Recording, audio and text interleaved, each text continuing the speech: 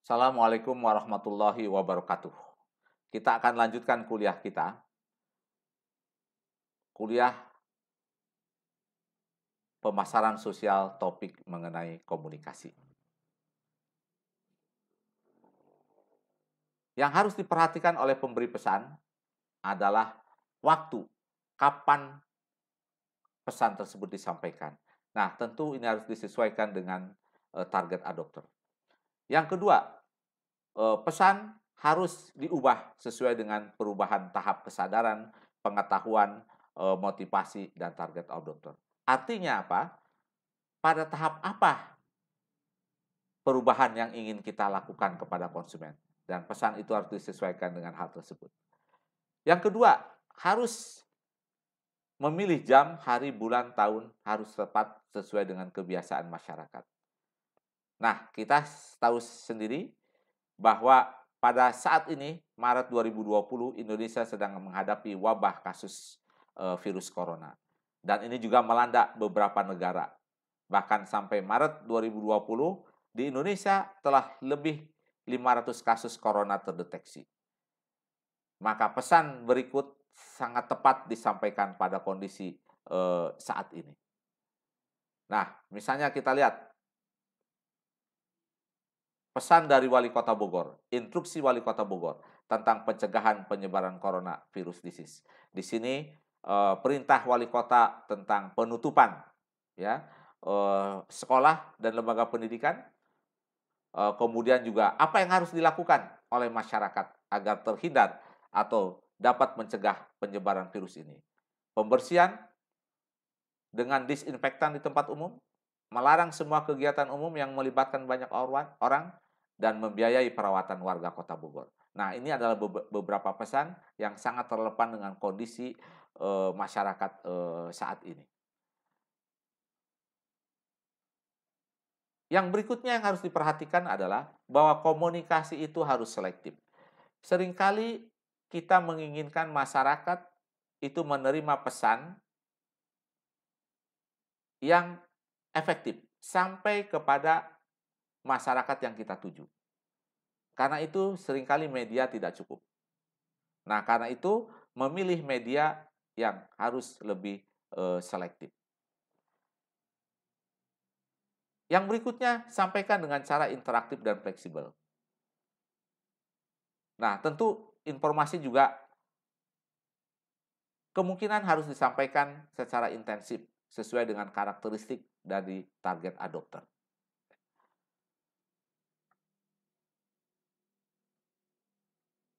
Beberapa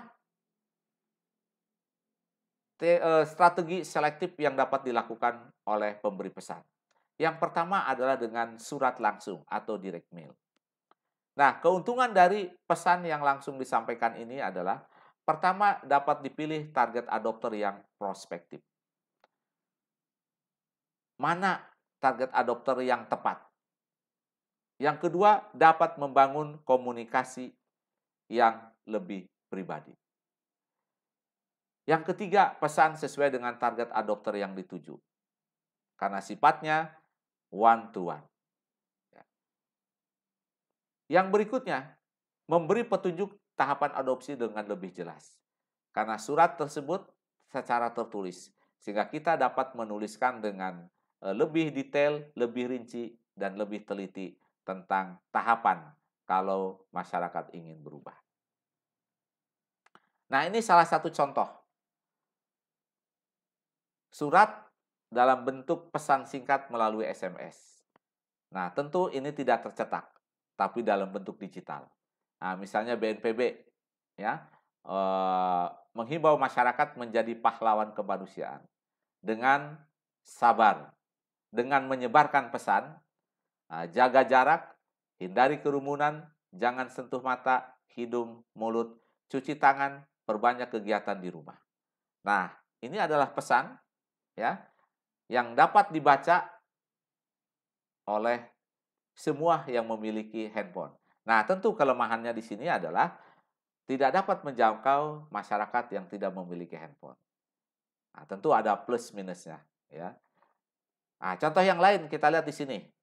Bagaimana pelanggan Telkomsel dihimbau untuk memberikan donasi terhadap gempa bumi atau bencana gempa bumi. Nah, ini juga memiliki kelebihan ya karena informasi ini dapat tersebar dengan cepat. Nah, yang berikutnya surat dalam bentuk digital itu melalui email. Nah, ini Gojek memberikan informasi tentang layanan telemedicine cek COVID-19. Ini adalah kolaborasi antara perusahaan Gojek ya, kemudian dengan perusahaan Halodoc, kemudian dengan Kementerian Kesehatan ya. Cek risiko COVID-19 dan penanganannya dari rumah. Nah, ini adalah bentuk salah satu kepedulian sosial, salah satu bentuk pengabdian masyarakat dari beberapa perusahaan untuk membantu masyarakat di dalam pencegahan COVID-19. Nah, yang berikutnya, walaupun sekarang era 4.0 atau digital, tetapi pesan disampaikan melalui surat tercetak masih dilakukan oleh beberapa lembaga. Nah, ini salah satunya amplop. Biasanya surat ditutup oleh amplop, ya, yang disampaikan melalui kurir, baik kurir perusahaan maupun kurir khusus perusahaan antar surat.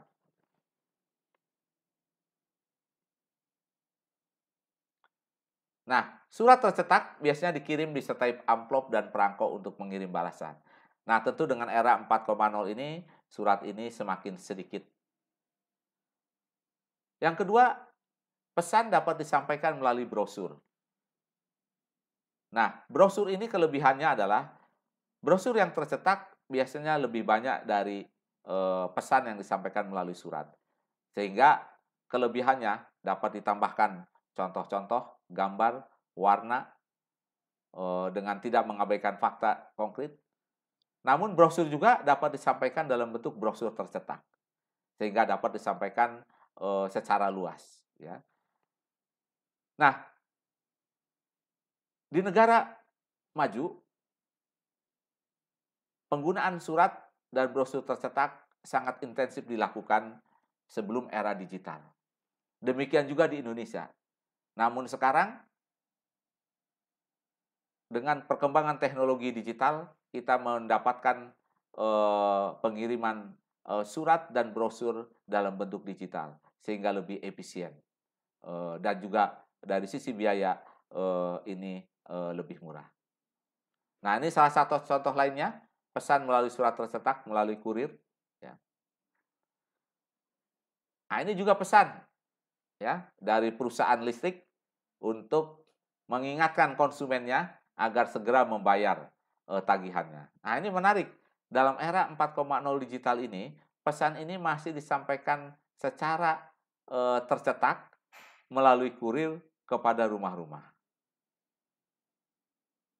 Nah, ini menarik. Padahal sebetulnya untuk sebagian konsumen mungkin bisa disampaikan melalui email atau surat elektronik. Nah, tentu PLN ada alasannya. Oke, coba sebutkan salah satu alasan, tolong dicatat oleh mahasiswa, mengapa PLN masih menggunakan pesan tercetak disampaikan kepada pelanggannya. Walaupun mereka bisa memilih dengan cara yang lain yang lebih murah. Oke, sebutkan. Salah satu alasan saja. Oke? Sudah? Oke, bagus. Ya. Nah, contoh yang lainnya. Pesan ditulis dalam poster digital. Nah, diposting di sosial media atau dikirim via aplikasi Messenger, WA, Line, atau diposting via website. Nah, ini adalah salah satu contoh bakti IPB untuk negeri. Ya, ini adalah pesan bagi warga masyarakat yang ingin menyampaikan donasi kepada untuk mengurangi atau untuk membantu masyarakat yang membutuhkan, terutama dalam kasus corona ini. Yang berikutnya, pesan dari Kementerian Kesehatan. Ya, pesan ditulis dalam poster digital, diposting di sosial media atau dikirim via aplikasi Messenger, WA, Line, atau diposting di website. Nah, ini adalah yang paling populer dalam era 4.0 ini, menggunakan poster digital, kemudian dikirimkan ke berbagai platform media sosial. Nah, ini contoh lainnya, ya poster dan juga pesan yang dituliskan pada website coronajakarta.go.id. Nah, ini juga dapat diakses oleh semua masyarakat. Nah, teknik berikutnya yang bisa dilakukan oleh pemberi pesan adalah melakukan telemarketing atau bahasa simpelnya pemasaran sosial melalui telepon. Ada dua kategori, inbound marketing dan outbound marketing. Kalau inbound marketing artinya pemberi pesan atau lembaga memberikan nomor telepon yang bisa dihubungi oleh masyarakat atau oleh target adopter. Nah, sehingga target adopter bebas mendapatkan informasi dan dia juga dapat tidak dikenali identitasnya. Nah, yang kedua adalah outbound marketing.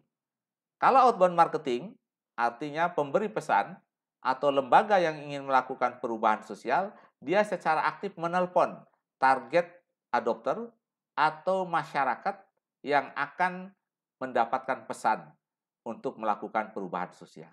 Nah, dua teknik ini yang sekarang sangat populer digunakan oleh para aktivis atau para pegiat perubahan sosial. Nah, tentu outbound marketing maupun inbound marketing memiliki kelebihan, yaitu terjadi komunikasi dua arah. Sehingga pemberi pesan dapat menjelaskan pesan yang ingin disampaikannya, dan yang menerima pesan dapat mengklarifikasi dan dapat bertanya tentang apa pesan yang diterimanya. Ini salah satu contoh inbound marketing dari website corona.jakarta.go.id. Jakarta tanggap COVID-19. Hubungi layanan Jakarta tanggap COVID-19. Di sini ada 3 nomor telepon. Salah satunya adalah 112. Nah, tentu ini memberikan kenyamanan bagi warga Jakarta bagaimana kalau dia memiliki masalah yang terkait dengan COVID-19, terutama dirinya maupun keluarganya. Nah, apa manfaat telemarketing? Yang pertama, menindaklanjuti komunikasi massa dan direct mail. Yang kedua, memperkuat tumbuhnya adopter dan loyal, sehingga menjadi loyal. Dan yang ketiga, membantu identifikasi target adopter yang memerlukan komunikasi personal. Nah, seringkali masyarakat yang menjadi target perubahan, dia ingin mengklarifikasi, ingin bertanya sesuatu yang tidak dipahaminya. Nah, tentu dia akan lebih senang ketika dia dapat dilayani secara pribadi atau memerlukan penjelasan secara pribadi. Yang berikutnya, manfaat telemarketing ini adalah dapat digunakan untuk mendapatkan adopter baru dan menjaga yang lama agar lebih kuat. Ini adalah cara yang efektif dan efisien dengan menggunakan telepon.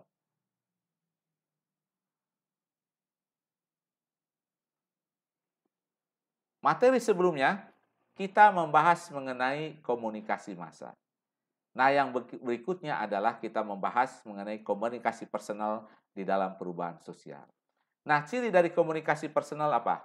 Interaksi yang kontinu, ya, antara pemberi pesan atau komunikator dengan target adopter.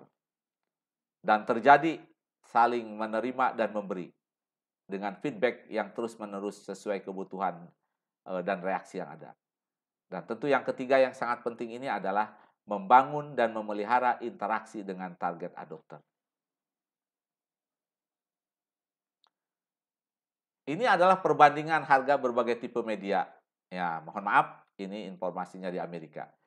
Jadi bagaimana biaya media massa, koran, majalah, komunikasi selektif, misalnya direct mail, kemudian komunikasi personal. Oke, para mahasiswa, tolong perhatikan slide ini. Nah, cari harga, bandingkan biaya-biaya kalau kita menggunakan media massa kemudian komunikasi selektif maupun komunikasi personal. Oke, sudah dicatat semua? Nah, Anda catat dan Anda bandingkan. Kemudian jangan lupa Anda simpulkan. Oke, sudah dicatat? Baik. Berikutnya,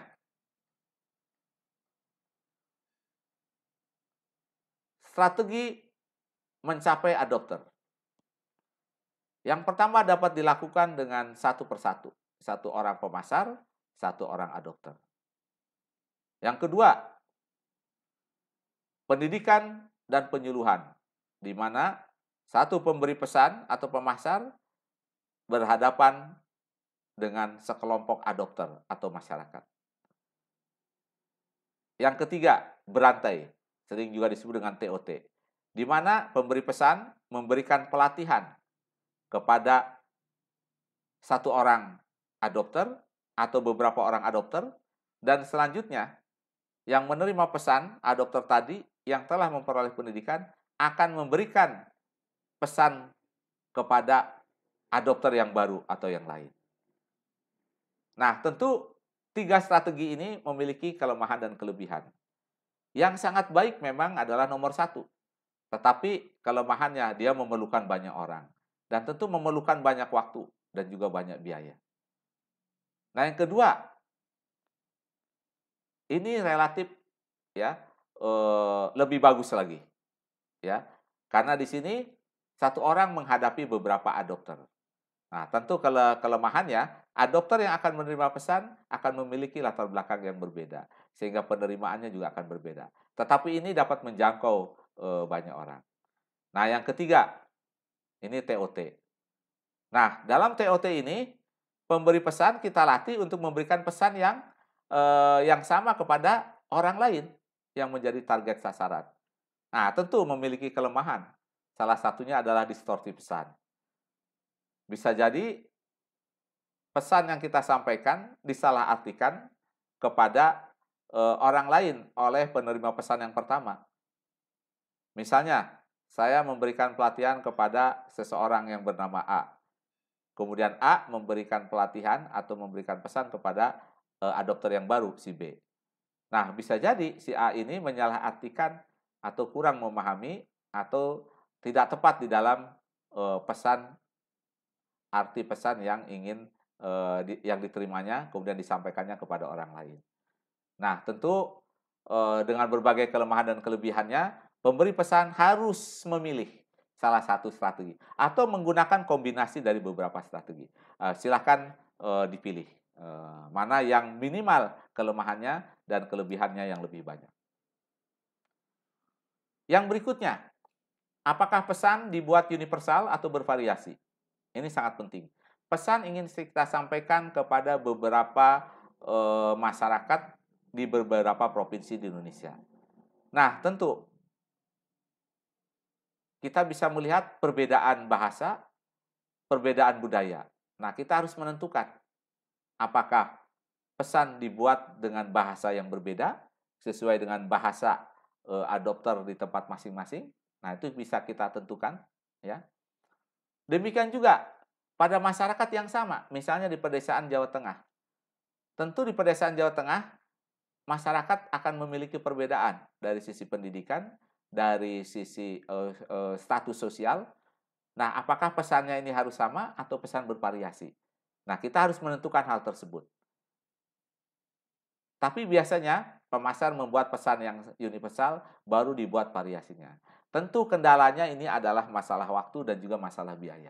Ya. Tentu kalau pesan terlalu dibuat banyak, ini juga akan membutuhkan biaya dan waktu. Karena itu biasanya kita membuat pesan yang sama, kemudian dibuat variasinya. Misalnya variasi bahasa yang berbeda maupun variasi media yang disampaikan sesuai dengan kondisi masyarakat macam yang lain. Bagaimana menyeleksi pesan? Nah, tentu harus kita perhatikan secara teknis, kemudian aspek sensori, kemudian aspek fungsional, aspek psikologis. Ya, apakah pesan ini memberikan panduan fungsional kepada masyarakat? Ya, apa yang harus dan apa yang tidak boleh dilakukan? Ya, kemudian aspek teknis harus diperhatikan. Bagaimana bentuk pesan yang ingin disampaikan tersebut? Apakah tercetak atau digital? Ya. Kemudian bagaimana ukurannya? Kalau kita membuat poster, sebesar sebesar apa poster tersebut? Kalau itu tercetak dan akan ditaruh di media ruang. Nah, yang berikutnya adalah aspek sensori. Perhatikan ukuran hurufnya, berapa besar, ingin terlihat dari berapa meter. Nah, ini juga sangat penting. Nah, tentu yang berikutnya adalah aspek psikologis. Apakah pesannya bersifat menakutkan? Apakah pesannya bersikap positif atau bersifat emosional? Nah, inilah beberapa aspek yang harus diperhatikan di dalam menyeleksi pesan. Bagaimana merumuskan pesan? Nah, ini bagian yang sangat penting juga. Oke, tentu yang pertama harus diperhatikan siapa target adopter yang prospektif dan bagaimana responnya terhadap perubahan sosial yang ingin kita sampaikan atau terhadap produk tadi. Nah, kemudian rumuskan pesan menggunakan 4 unsur utama. Siapa target adopternya? Apa nama perubahan sosial yang ingin kita sampaikan? Apa kategori dari perubahan sosial tersebut? Kemudian apa benefit of brand atau manfaat dari perubahan sosial yang dapat diterima oleh masyarakat. Nah, ini 4 hal ini diperhatikan. Kemudian tambahkan juga motivasi pesan, ya. Motivasi pesan atau pesan yang ingin disampaikan, apakah tadi berbentuk kasih sayang, rasa bangga, rasa takut, rasa senang dan lain sebagainya. Nah, inilah rumusan pesan. Nah, misalnya salah satu contoh, gunakan Oralit larutan gula garam untuk menghentikan diare pada anak-anak.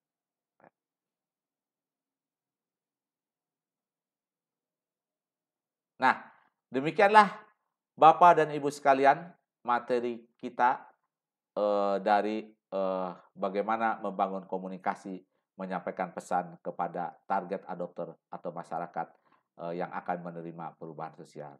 Assalamualaikum warahmatullahi wabarakatuh.